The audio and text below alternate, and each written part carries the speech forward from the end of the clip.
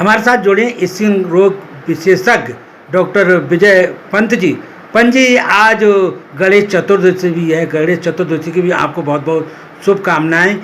आप सभी को शुभकामनाएं। तो डॉक्टर साहब, यदि बात की जाए, स्किन रोग विशेषज्ञ हैं आप, तो कभी ऐसा होता है कि बॉडी में छाले टाइप के हो जाते हैं, बड़े वाइट कलर के, तो क्या ये बीमारियां हैं शरीर की? आपने वाइट कलर के लिए पूछा, तो वाइट कलर के तो बहुत सी चीज़ों में होते हैं ना। वाइट कलर तो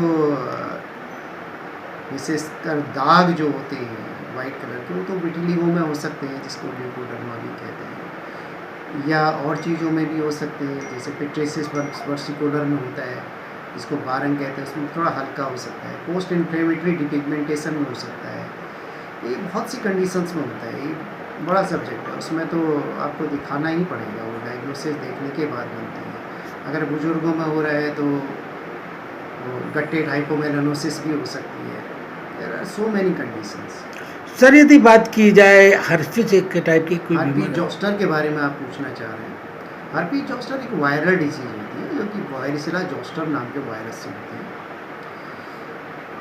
जनरली वायरल इन्फेक्शन अपने आप ठीक होते हैं, लेकिन हर्पीज जोस्टर के साथ एक कंडीशन जुड़ी होती है, जिसे कहते हैं पोस्ट हर्पेटिक न्यूरेंजिया।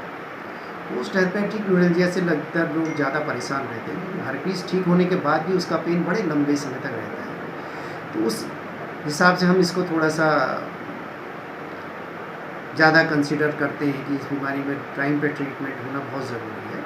इसमें होता क्या है कि बॉडी के एक ही साइड में और एक ही पार्ट में, ऐसा नहीं होता है कि बॉडी के ऊपर भी नीचे भी, एक पार्ट में, एक ही हिस्से में पानी भरे हुए छाले से, जो कि जगह जगह होंगे, एक जगह पे नहीं होगा, मल्टीपल जगह पे होंगे, ग्रुप में होंगे, समूह के रूप में होंगे। एक समूह पे कुछ दाने, फिर दूसरे समूह पे, फिर तीसरे समूह पे, इस तरह से दाने होंगे, और उसका बेस जो होगा उसमें लानी है।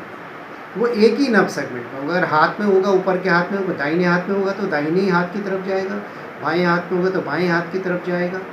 नेक में और फेस पे होगा तो नेक फेस पे एक ही तरफ जाएगा। ऐसा नहीं कि वो बॉडी या चेस्ट में नीचे चला जाएगा, ऐसा नहीं होता है। वो एक ही नर्व सेगमेंट, जहाँ तक एक नर्व सप्लाई करती है, एक ही डर्मेटोम्स में होता है। तो उसका उसी हिसाब से इलाज चलता है। उसका इलाज जल्दी शुरू कर देना चाहिए। एंटीवायरल्स चलाने से वायरस जो है काफ़ी जल्दी कंट्रोल में आ जाते हैं।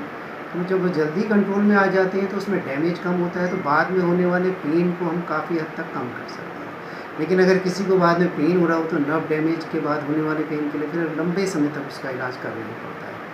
वो ऐसा नहीं होता है कि उसमें कोई पेन किलर खा लिया और एकदम से वो ठीक हो गया, तो उसका धैर्य के साथ धीरे लंबे समय तक करने से धीरे धीरे ठीक हो जाता है। डॉक्टर साहब, पैरों के बीच में जो बाट पानी, ऐसा कुछ फंगल इन्फेक्शन के बारे में बात करना चाह रहे हैं। इसको हमने कॉमन लैंग्वेज में जो लोग कहते हैं रागे लग गई। हाँ, तो ये किस्म का फंगल इन्फेक्शन होता है, इसको हम टीनिया क्रूरिस बोलते हैं। इस पार्ट में होता है, टीनिया क्रूरिस कहलाता है। इसमें एंटी फंगल दवाइयाँ थोड़ा लंबे समय तक लेने से, क्रीम लगाने से ठीक हो जाता है, लेकिन इसका ट्रीटमेंट थोड़ा सा लंबे समय तक करना पड़ता है। जनरली लोग स्टेरॉइड वाली दवाइयों को पहले ही लगाना शुरू कर देते हैं, जो कि गलत है। स्टेरॉइड का इस्तेमाल नहीं हो, सीधे सीधे प्लेन एंटी फंगल लगाएं, और अगर उससे नहीं ठीक होता है तो डॉक्टर को दिखा करके उसको प्रॉपर एंटी फंगल खाएं और एंटी फंगल लगाएं। लेकिन उसके लिए पहले दिखाना बहुत ज़रूरी है। तो टाइम पे टेस्ट भी होना ज़रूरी होता है। एंटी फंगल बहुत लंबे समय तक बिना टेस्ट के खाना वो भी ठीक नहीं है, तो एक कंसल्टेशन होना बहुत ज़रूरी होता है। सर, आजकल मैं देख रहा हूँ मुंह पे, चेहरे पे ऊपर की साइड, गालों से ऊपर की साइड वहाँ वो दाने, एक साइड दाने निकलना है, ऐसा क्या एक साइड के दाने के लिए मैंने आपको बताया ना, हर्पीज जोस्टर में ऐसा कॉमनली होता है। और एक साइड दाने हो रहे हैं, अगर किसी को सन एक्सपोजर की वजह से हो रहे हैं, तो एक ही साइड से अगर सन पड़ा, जैसे आदमी लॉन्ग ड्राइव पे जा रहा है और एक ही साइड से उसका धूप लगातार पड़ रही है, तो उस समय हो सकता है उसको सोलर इस तरह का बर्न हो जाए। अदरवाइज एक ही साइड में तो जोस्टर में ही ज़्यादा होता है। और भी कंडीशंस हैं तो वो फिर तो बिना देखे वो डायग्नोस नहीं होता। सर, जो चेहरे के ऊपर दाग पे और मान लो बगल पे, आंखों के बगल में यहाँ ब्लैक स्पॉट होने लगते हैं, हाँ, वो बहुत सी चीज़ों में होते हैं। वो भी मलाजमा हो सकता है, पोस्ट इन्फ्लेमेटरी हाइपर पिगमेंटेशन हो सकता है, होरी नीवस हो सकता है, और कंडीशंस होती हैं उसमें। मेरा कहने का अर्थ है कि सही हो सकता है। मोस्ट कॉमनली झाइयाँ होती हैं। अच्छा, झाइयों का इलाज थोड़ा सा कठिन होता है, उसमें सबसे इम्पोर्टेंट है धूप से बचाना, जी और उसके लिए हल्की फुल्की दवाइयाँ लगाना चाहिए।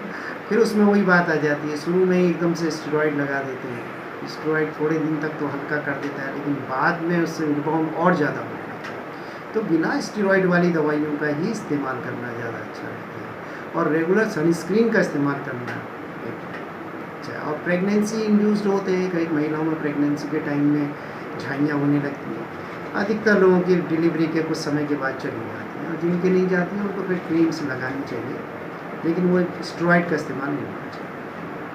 धन्यवाद। अभी हम बात कर रहे थे स्किन रोग विशेषज्ञ डॉक्टर विजय पंत जी से।